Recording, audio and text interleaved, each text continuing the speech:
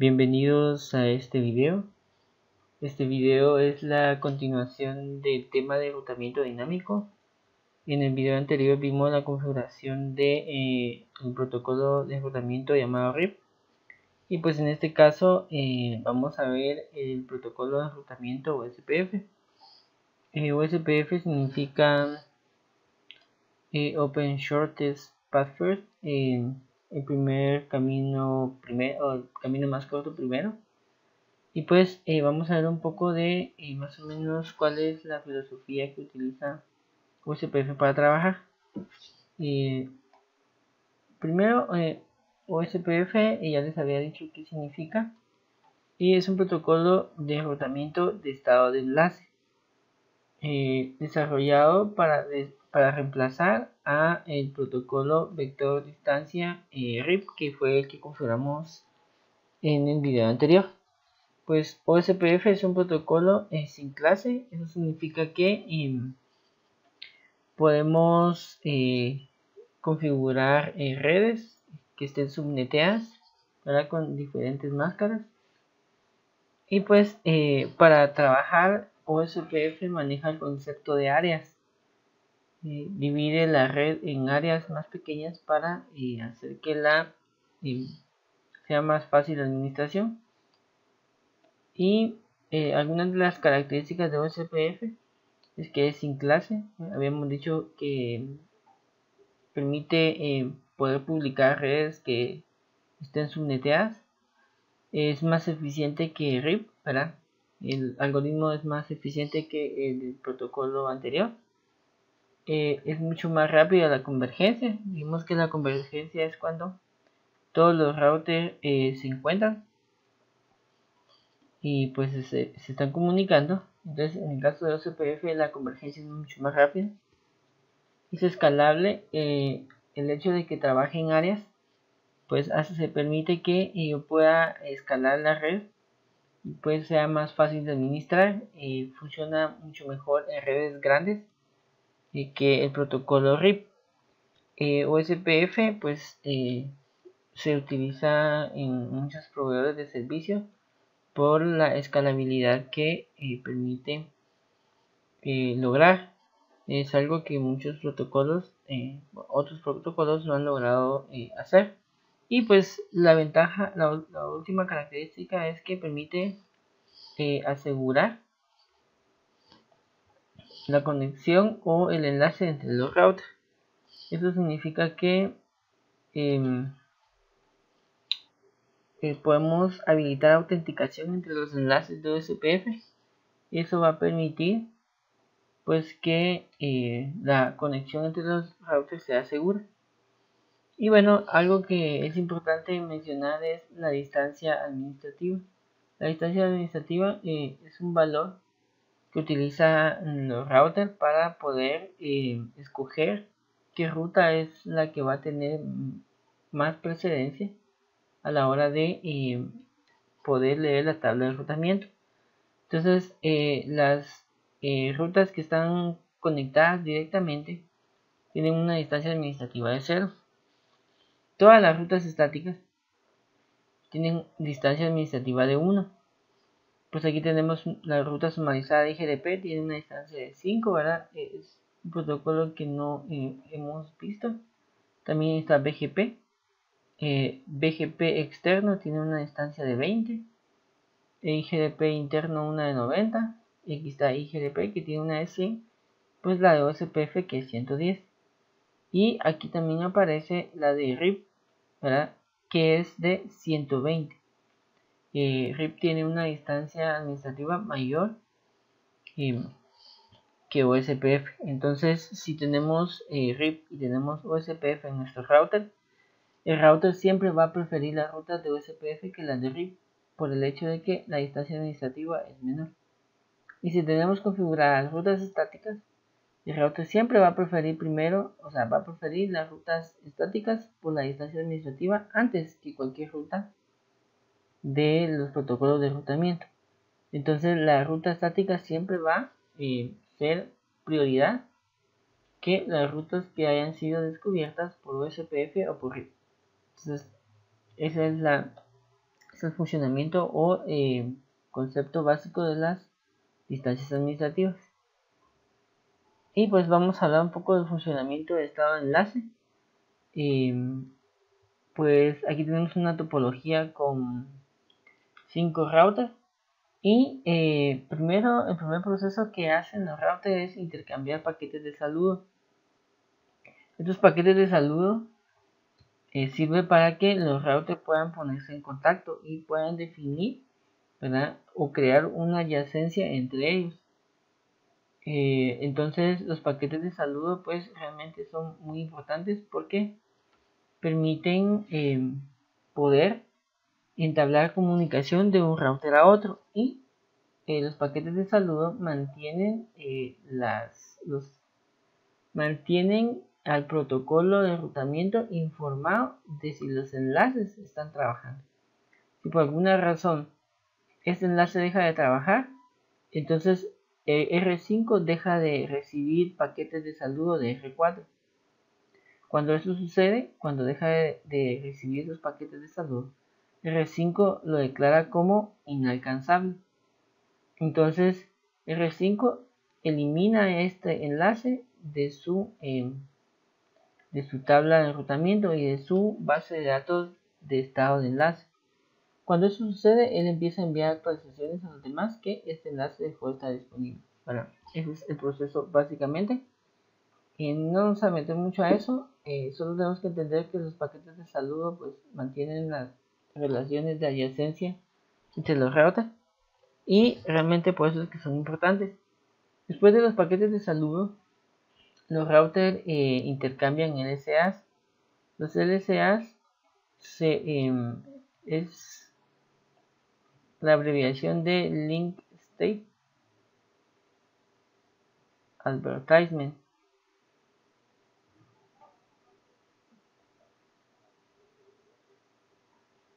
Pues estos paquetes lo que llevan es la información del estado de enlace de router. Entonces entre ellos se envía información de todos los enlaces que están funcionando. Los LSA se dividen por tipos, ¿verdad? Hay tipo 1, 2, 3, 4, 5, 6 y 7. ¿Verdad? ¿Qué hace cada tipo de LSA? Pues no vamos a hablar en este video, pero es importante que sepamos que hay varios tipos de LSA. Los LSA llevan información de estado de enlace. Después de intercambiar el estado de enlace, el router, vamos a tomar como ejemplo R1, el R1, ¿verdad?, genera su tabla de topología, y la tabla de topología es el LSDB. LSDB significa Link State Database, o base de datos de estado de enlace. Entonces, cuando después de recibir los LSAs, R1 crea su tabla de topología. Después de crear su tabla de topología, ¿verdad?, ejecuta el algoritmo SPF, que significa Shortest Path First, ¿verdad? Y luego de ejecutar este algoritmo, se va a generar el árbol SPF. El árbol SPF es como la imagen que tiene el router de la red, ¿verdad? Supongamos que aquí tiene R1, y pues aquí tenemos, suponiendo que es este enlace, podría ser este, por ejemplo, ¿verdad? Entonces R1 se hace una idea, o se hace una imagen de la topología completa. Esa es una característica de OSPF, que pues OSPF ve la topología completa. Esa es la idea de OSPF, intercambiar los LSA, de poder construir la propia, una topología, una imagen de la topología completa. Entonces él sabe qué rutas tomar. Y después de esto, de crear el árbol, se crea una tabla que tiene que ver, ¿verdad?, o sea, que se genera del árbol.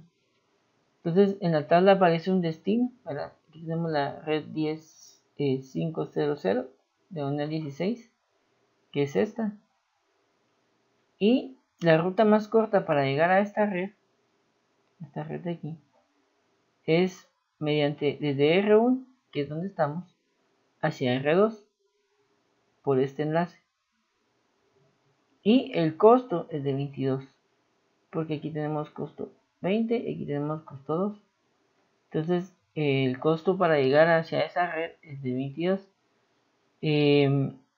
La métrica es un valor métrica, o poner métrica aquí.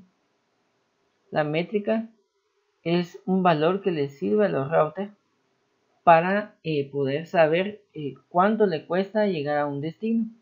Entonces, la métrica para OSPF de llegar a esta red sería de 22, que básicamente es el costo. Entonces, si hay una, por ejemplo, aquí tendríamos, para llegar a esta misma red, podríamos irnos también por aquí. Al llegar aquí, llegaríamos a R4, y de R4 llegaríamos a R5, y de R5 llegaríamos a R2. ¿Cuál sería la métrica? La métrica sería estos 20, más estos 10, más estos 10, más estos 2. Entonces la métrica sería de 42. Tendríamos, o sea, habría una nueva ruta para llegar a la misma red, pero el costo o la métrica es mayor. Entonces nos conviene más enviarlo por aquí. Por eso es que OSPF toma la ruta más corta. Y de eso se trata el algoritmo, ¿verdad? La ruta más corta primero. Siempre escoge la ruta más corta. Pero a diferencia de RIP, su conteo es, o sea, su forma de trabajar o su métrica se basa en saltos. Esos saltos es cada router que tiene que atravesar para poder llegar. Por un ejemplo, R1 está aquí, ¿verdad? Y queremos llegar a esta misma red. Entonces RIP lo que haría es que, como de aquí para acá hay un salto, entonces llega a la red, como utilizando esta ruta. Utilizando esta ruta tendríamos un salto, dos saltos y tres saltos. Entonces RIP pues escogería esta ruta igual que OSPF, pero RIP pues en este caso no toma en cuenta datos, o no toma en cuenta si este enlace es más lento. Supongamos que este enlace sea un enlace de 64 kilobits por segundo. El enlace es bastante lento, pero supongamos que por aquí tenemos 10 gigabits y aquí hayan 10 gigabits y aquí hayan 10 gigabits. Obviamente va a ser muchísimo más rápido venirnos por aquí que venirnos por aquí, pero RIP no le interesa, ¿verdad?, el ancho de banda, que la información pueda viajar más rápido en el ancho de banda, o sea, por el ancho de banda, sino que le interesan los saltos. Entonces es una de las desventajas de RIP. Aquí podemos ver la tabla, que es la 1600, que es esta, ¿verdad? Tiene un costo de 7 de R1 hacia R3. Aquí tenemos 5 y 2, 7. Voy a borrar aquí.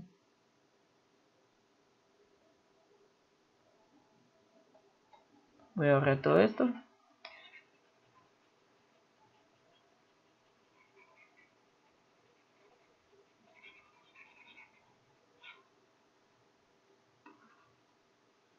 Y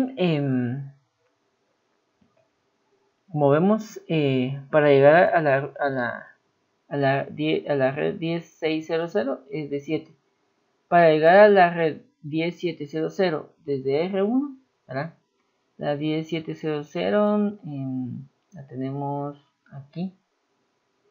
Y en este caso, R1 reporta que podemos llegar desde R1 a R3, que es la ruta más corta.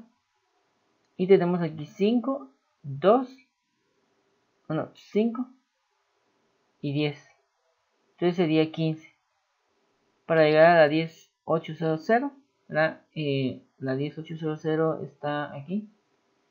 Y R1 reporta que la ruta más rápida es o la más corta, desde R1 a R3 y después a R4, porque el costo es de 17.